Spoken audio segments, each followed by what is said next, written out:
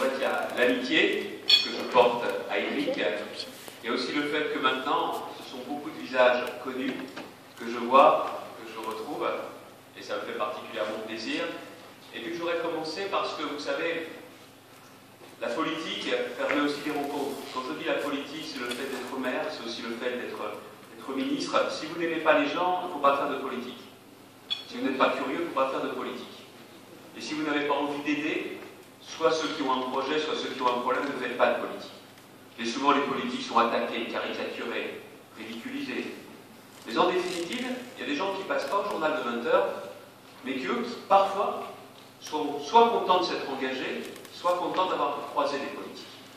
Et je le dis ici, et pensez tout d'abord vers quelqu'un qui n'est pas là, qui a beaucoup changé, qui grandit, et c'est Robin Richard.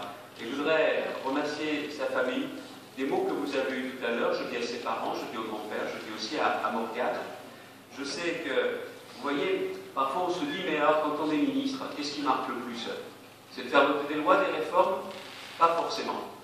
C'est parfois quand vous aidez une personne que vous vous dites que ça a donné du sens à votre parcours, à vos responsabilités ministérielles. Vous me remerciez? C'est moi aussi qui d'une certaine façon, je peux vous dire que le simple fait d'avoir pu vous aider de rendre les choses un peu plus faciles, jamais je pourrais vivre avec vous tous les obstacles auxquels vous avez été confrontés, jamais.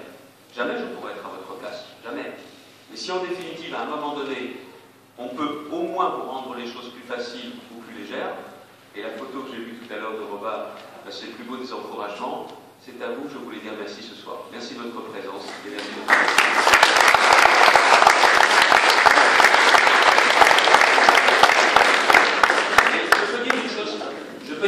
Il y a aussi des sujets sur lesquels on peut avoir des oppositions politiques, mais dernièrement, je peux le dire, nous avons dû saisir le président de la République, je l'ai fait moi-même, je lui ai fait une lettre, et il a répondu favorablement à la demande, pour une simple et bonne raison, parce que je pense que quand il y a de vrais sujets, ils ne sont pas de droite, ils ne sont pas de gauche, les problèmes sont à régler. Et c'est ainsi, et c'est très bien comme ça. C'est très bien comme ça. En tout cas, embrassez-le pour moi, embrassez-le pour nous. Merci. Mesdames et messieurs, aussi, la politique, c'est une rencontre d'amitié. Et Éric, je l'aime bien. Alors, on était députés ensemble, on était dans la même majorité. Quand je suis devenu ministre, il y a toujours eu ces liens. Et le fait qu'il ne soit plus député, c'est, je pense, une perte terrible pour la circonscription. C'est en plus quelqu'un qui s'engageait énormément au niveau national, mais qui voulait toujours garder ses racines. Et aujourd'hui, vous l'avez entendu, le diable qu'on aime bien, il est là. Et il est de retour, parce qu'il a la niaque et qu'il a la pêche. Alors moi, je lui ai dit, toujours conseiller politique, continue à venir, à se faire entendre. Il m'aide également, il est présent dans la fédération pour l'UMP, il m'aide aussi avec l'association que j'ai voulu monter pour travailler sur les idées, la manufacture. Moi, j'ai beaucoup de chance que ce soit mon ami, et vous remarquerez une chose, c'est qu'il n'est plus député depuis un an. Ben, il ne vous a pas fait le coup de faire la longue parenthèse où vous ne le voyez plus du tout. Il est présent. On sortait tout à l'heure de la mairie de Marignane, où monsieur le maire nous a reçus d'excellente façon, et je tiens à le remercier, je dirais tout à l'heure, et je le dis aussi à son équipe municipale. Les gens disaient, ah, monsieur Diard, il est là, il est là. Et ça, je crois que c'est important de ne jamais déserter le terrain. Pourquoi il a perdu? Tout simplement parce qu'il y avait un vent qui soufflait pire qu'en 1997. On ne s'en est pas rendu compte.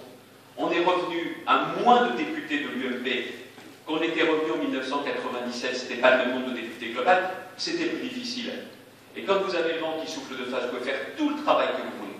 C'est beaucoup plus difficile. En attendant, lui, il est là, et je vous donne juste un rendez-vous. C'est le rendez-vous de 2017, parce que vous avez vu le député actuel, vous avez vu ce qu'il a dit pour les Canadaires.